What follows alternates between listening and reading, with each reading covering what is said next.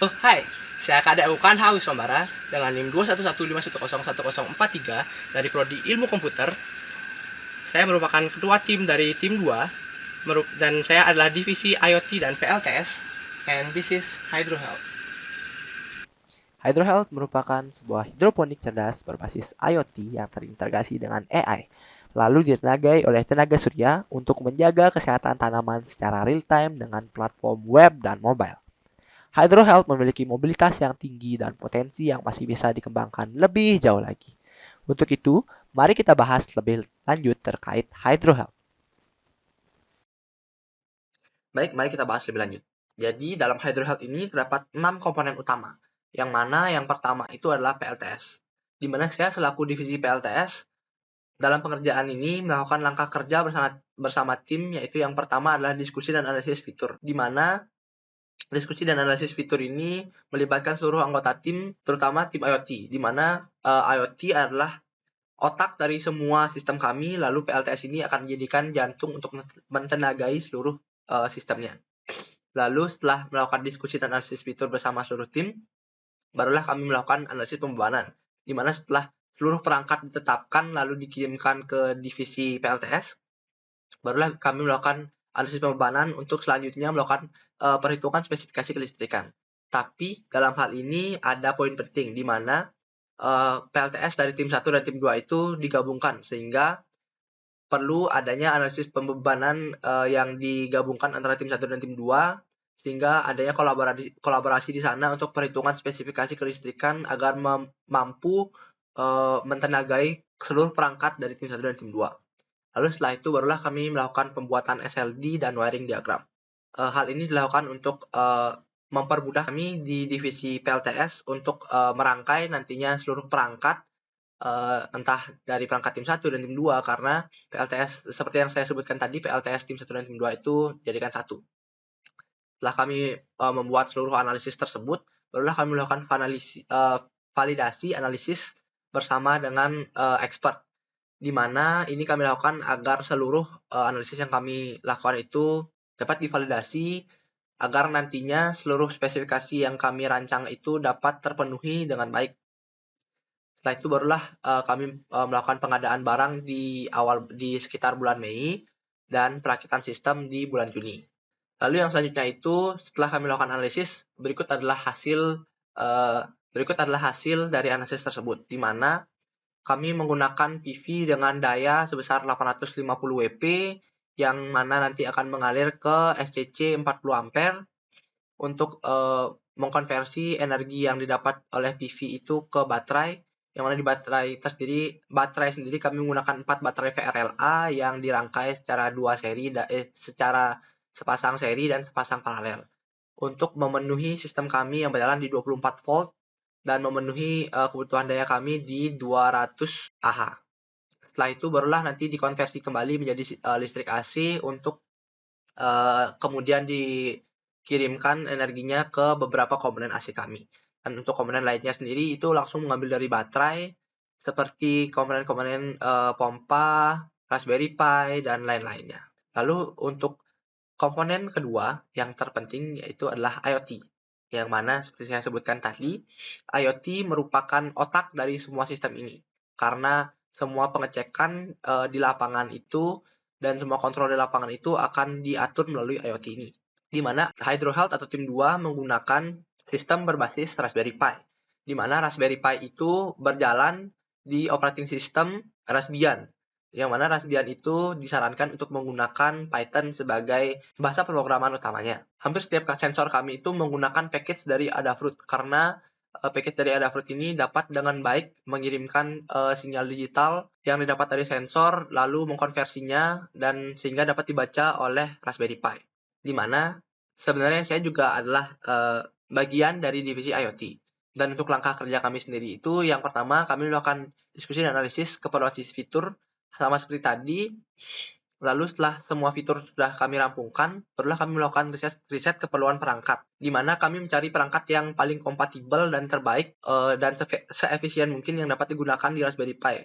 Karena Raspberry Pi ini sangat jarang digunakan untuk keperluan IoT seperti ini. Kebanyakan Raspberry Pi itu digunakan untuk keperluan sistem yang lebih besar. Oleh karena itu kami perlu melakukan riset lebih mendalam agar kami dapat menyelesaikan sistem kami dengan baik. Setelah itu, selanjutnya barulah kami melakukan perancangan desain dan wiring sistem.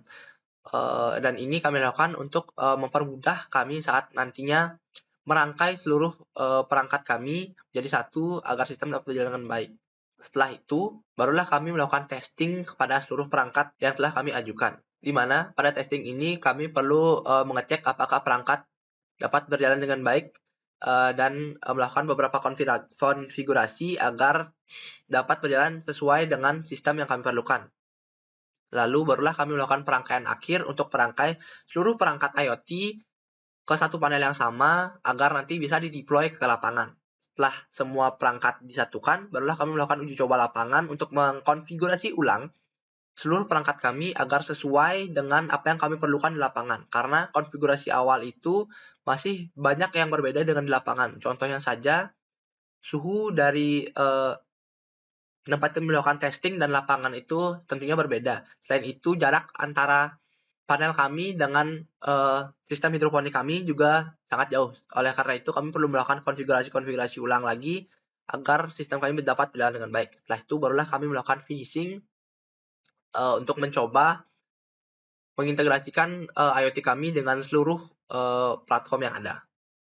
Nah, untuk IoT kami sendiri itu memiliki beberapa fitur seperti berikut, yaitu adalah controlling dan monitoring secara real-time melalui platform web dan aplikasi. Ini dilakukan dengan cara mengirim semua data sensor dan mengirim semua data kontrol itu ke Firebase sebagai real-time database yang nantinya dapat di-get oleh seluruh platform kami dan dapat dilihat dan dikontrol melalui platform tersebut secara langsung.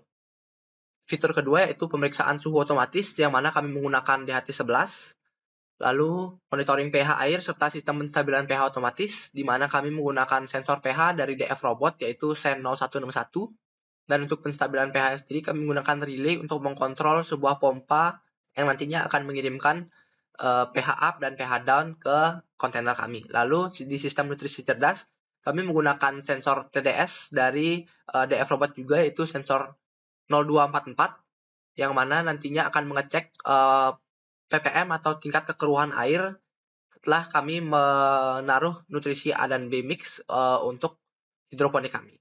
Lalu ada monitoring tanaman menggunakan kamera terintegrasi AI, di mana kami menggunakan sebuah webcam yang disambungkan ke Raspberry Pi yang nantinya dapat memotret secara langsung keadaan di lapangan dan mengirimkannya ke Firebase.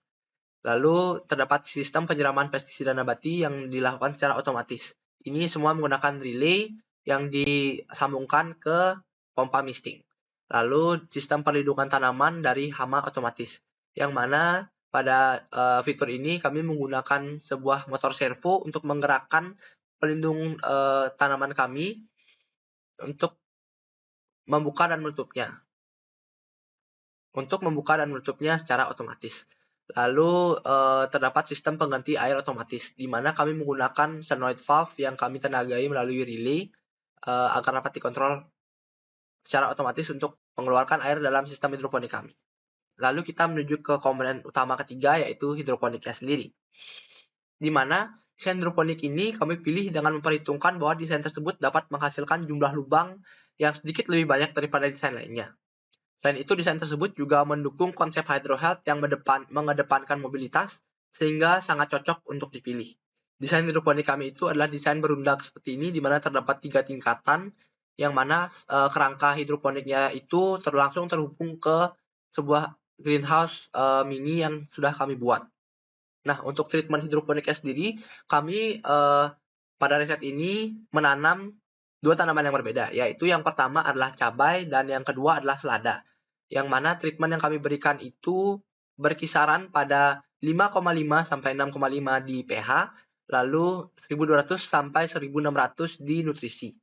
Dan dapat kita lihat dengan konfigurasi itu, tanaman yang kami tanam itu dapat tumbuh dengan baik dan bahkan kami bisa bilang itu dapat tumbuh dengan subur.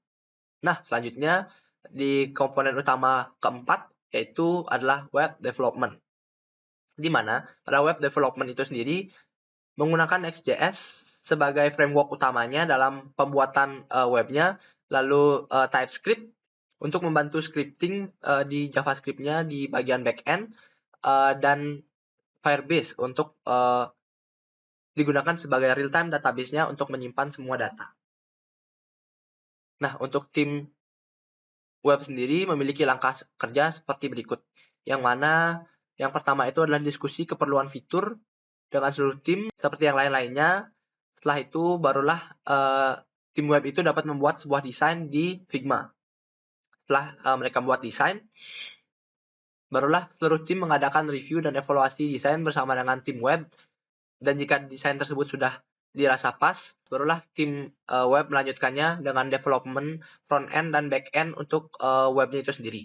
Setelah itu barulah bisa melaksanakan testing fitur dan revisi konten, lalu melakukan review dan deploy, dan nantinya baru kita kembali melakukan rapat untuk menentukan apakah sistem sudah berjalan dengan baik dan dapat terintegrasi dengan seluruh sistem lainnya dengan baik. Lalu setelah tidak ada revisi, barulah tim web dapat melakukan launching. Nah, berikut untuk web review-nya, di mana ini adalah tampilan landing page, yang mana di web utama nanti akan terdapat dua user, di mana yang pertama itu adalah guest dan admin. Untuk guest sendiri akan ditampilkan di landing page seperti yang ada di kiri ini, untuk melihat apa saja fitur dan seluruh hal tentang HydroHealth. Lalu pada user admin sendiri, berikut adalah tampilan untuk melakukan monitoring dan kontrol dari setiap perangkat yang ada di lapangan. Nah, untuk kontrol hidroponik itu sendiri dapat dilakukan secara langsung untuk mematikan dan menghidupkan seluruh perangkat. Lalu di sini ada monitoring seluruh perangkat sensornya itu sendiri untuk melihat keadaan secara real time yang ada di lapangan. Lalu kita berlanjut ke komponen utama kelima, yaitu adalah Artificial Intelligence atau AI. Di tim AI ini sendiri, langkah kerjanya adalah melakukan diskusi keperluan fitur, lalu melakukan analisis dan riset terkait masalah yang ada, barulah melakukan pemilihan model, lalu mencari dataset dan melakukan labeling, barulah tim AI itu dapat mengatur hyperparameter untuk melakukan trainingnya, sehingga dapat dilakukan training dan validasi di model AI dari HydroHealth itu sendiri. Setelah seluruh model dirasa sudah pas, barulah melakukan deploy ke Fast API, agar nantinya di platform web dan platform mobile itu dapat mengintegrasi AI ini sehingga dapat digunakan dengan baik. Nah, untuk HydroHealth sendiri terdapat dua model AI, yaitu yang pertama adalah model classification dan model object detection, di mana pada model classification menggunakan Reset 50 dan object detection itu menggunakan YOLO V8 yang versi N. Di mana pada model classification ini sendiri adalah model klasifikasi penyakit tanaman untuk mencari apakah tanaman tersebut memiliki penyakit tanaman atau tidak. Untuk model kami yang classification ini memiliki 5 kelas untuk penyakitnya, dan untuk akurasinya sendiri itu ada di kurang lebih 80%-an. Nah, di object detection ini adalah model untuk mendeteksi hama, di mana terdapat 10 kelas hama yang dapat deteksi oleh model ini, dan untuk akurasinya itu sendiri adalah kurang lebih di kisaran 85-90%. Lalu kita menuju ke komponen utama terakhir, yaitu adalah mobile apps, di mana tim mobile itu langkah kerjanya seperti berikut, di mana yang pertama adalah diskusi keperluan fitur. Setelah itu barulah tim mobile melakukan perancangan desain. Tim mobile melakukan perancangan desain di Figma dan melakukan review dan evaluasi desain bersama dengan seluruh tim. Lalu setelah desain disetujui, tim mobile akan melakukan development front-end dan back-end-nya, lalu barulah melakukan testing fitur dan revisi konten. Setelah itu, tim mobile dapat melakukan review dan deploy seluruh fiturnya, seluruh sistemnya, apakah sudah berjalan dengan baik. Dan jika sudah berjalan dengan baik, maka tim mobile tinggal melakukan launching agar sistemnya dapat diakses secara langsung. Kurang lebih semua itu adalah komponen-komponen dan apa saja yang ada di HydroHealth secara spesifik. Sekianlah yang bisa saya sampaikan pada presentasi ini. Saya mohon maaf apabila ada kesalahan kata. Saya ucapkan terima kasih.